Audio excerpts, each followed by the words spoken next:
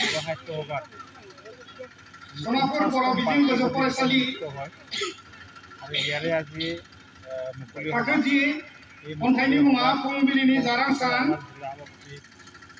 बे बान्थाखौ আৰু লগতে জিলা হাৰিমু होनो थाखाय आङो আমাৰ কোৰ্টটিলে আছিল আমাৰ अजय बाग्लारि रिटायार एसिस्टेंट एपिडिसिएल এটা অসুবিধাৰ কাৰণে আজি উপস্থিত হ'ব নোৱাৰে आंगेरखान गेदेमानि आखाइनिफ्राय बान्थाखौ लांनो थाखाय खावलायबाय সভাপতি পঠাই দিছে ইয়াত তাৰ কাৰণে তেখেতক এই মঞ্চৰ যোগেদি ধন্যবাদ জনাইছোঁ আৰু লগতে আহিবলগীয়া নতুন বছৰৰ 2025 চনৰ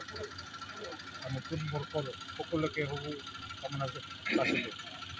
বিশেষকৈ বড়ো সাহিত্য হ'ব বুলি ক'ব গ'লে আমি সকলোৱে জানো জাতিটোৰ ৰক্ষণ প্ৰক্ৰিয়াত যিখিনি কাম কৰি আছে তেওঁলোকে ইয়াৰ সকলোৱেও মানে গম পাই আছে ভাষা বিকাশৰ ক্ষেত্ৰত फरायना उलुमाय बर' राजापथार पेलुगुरि गोजौ फरायसालि थाखो 10 खन्थाइनि मुङा बिबायारि बড়ो भाषा उलुमाय बर'खौ बान्थाखौ लांनो थाखाय आङो गुरै खावलायदों বিএলপিৰ লগত যি চুক্তি হ'ল সেই চুক্তিৰ মৰ্মে ভাৰত চৰকাৰৰ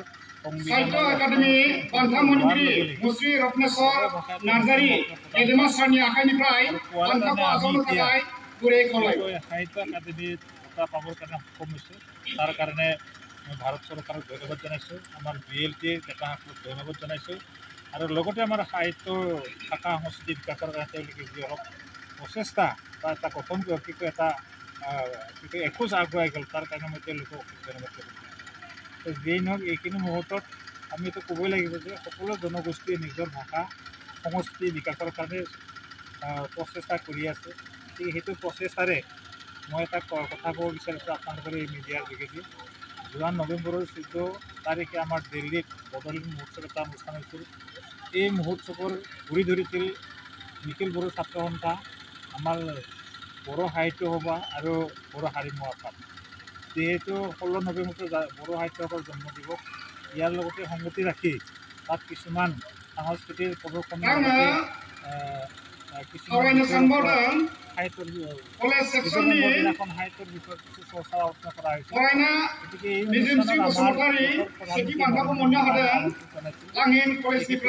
ৰক্ষা কৰি আহি সেই কথাই তেখেতৰ বেছিকৈ অনুপাতে কৰিছোঁ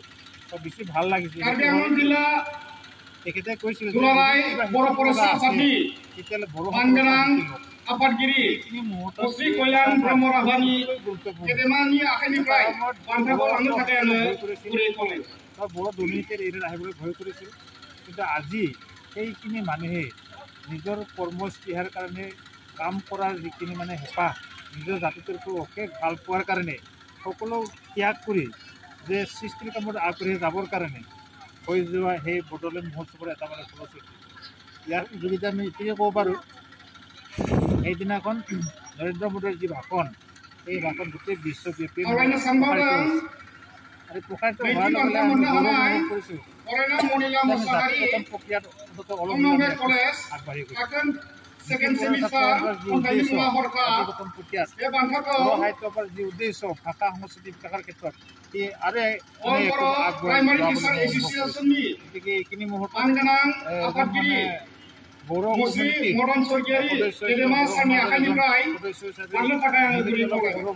কৰিছোঁ যে এনেকুৱা এটা পৰিৱেশত দিল্লীৰ ৰাজধানীত এনেকুৱা এটা সফল কাৰ্যসূচী গ্ৰহণ কৰাৰ কাৰণে আমাৰ নেতাসকলৰ পৰা বিষয়ববীয়াসকলৰ প্ৰতি এই মুহূৰ্তত তেখেতসকলক মই ধন্যবাদ জ্ঞাপন কৰিছোঁ।